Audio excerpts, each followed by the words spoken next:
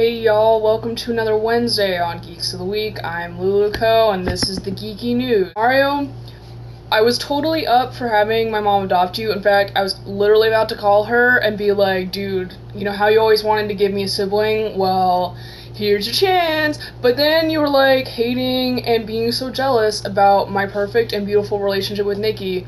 And I know you're jealous that you don't have a perfect wife like I do, and I understand because I felt the same way for many, many years.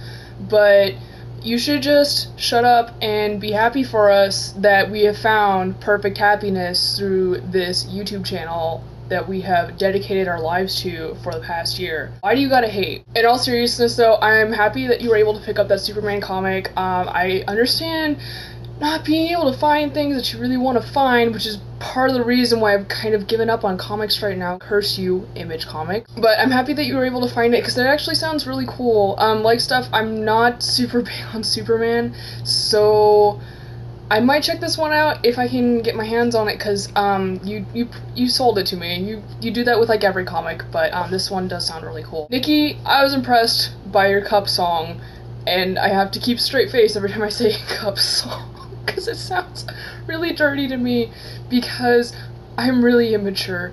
But seriously, it looked really, really cool, and I'm impressed. Again, you really need to stop being more talented than the rest of us, because then you're gonna like pull a Phil Collins and go start your own YouTube channel, and everybody's gonna remember you, and nobody's gonna remember Genesis of the Week.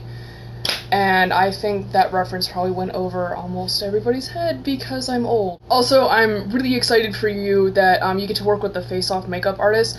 That's a show I've been wanting to get into for like ever, but I didn't get cable in my apartment until I moved into this one a few months ago, so I haven't had like anything to watch it with. And they are not very good about putting the old episodes on the internet, so I'll just sit over here and say that is seriously so freaking cool, and I'm really happy for you that you have such a cool opportunity coming up for you. Steph. First Steph calls me a robot. Then she says I'm a T-Rex. I don't think Steph likes me, you guys. I think I already congratulated you on, or at least liked the status about it, which is almost as good. But congratulations to you and your boyfriend on 6 years. I know some of what you guys have gone through, but also more importantly how much you guys love each other, and 6 years is a really big milestone. So my heartfelt congratulations to the both of you. And I'm super, super jealous that you're going to Vegas to hang out with Nikki and everybody else there, and we really need to get on planning a trip for, like, all of us to hang out, because this whole never hanging out thing, like, isn't cool, and I know we're, like, all poor and stuff, but we really need to get on this, because my Kokoro is so empty without you guys to have and to hold in my life. Pyro, congrats on getting to meet the voice actor whose name I already forgot because I don't watch Avatar. But as you guys know by now, I love, love, love voice actors, so I totally understand your excitement and how cool it is to get to meet them and hear their voices in person and listen to their experiences. It's one of the highlights of any con for me, so I'm glad that you now know the joy that is voice acting panels.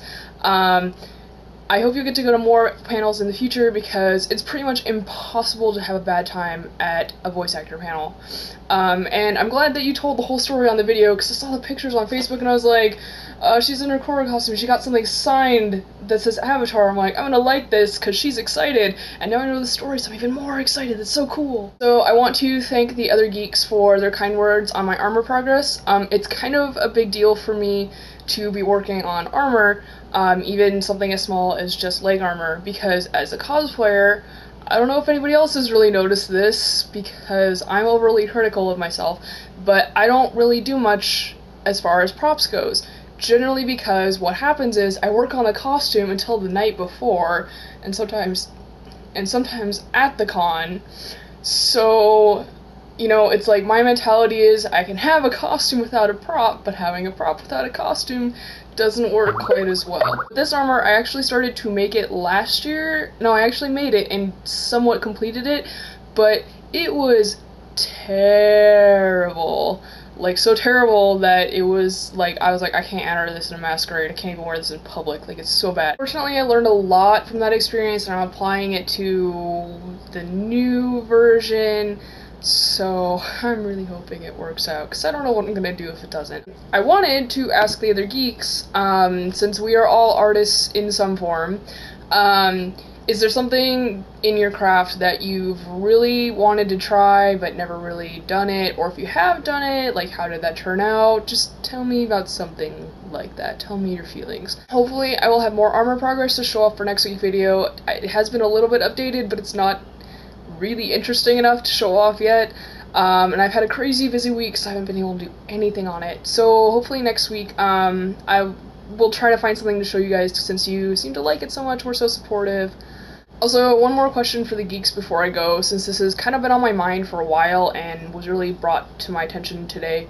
As some of you probably know, tickets for PAX Prime went on sale today.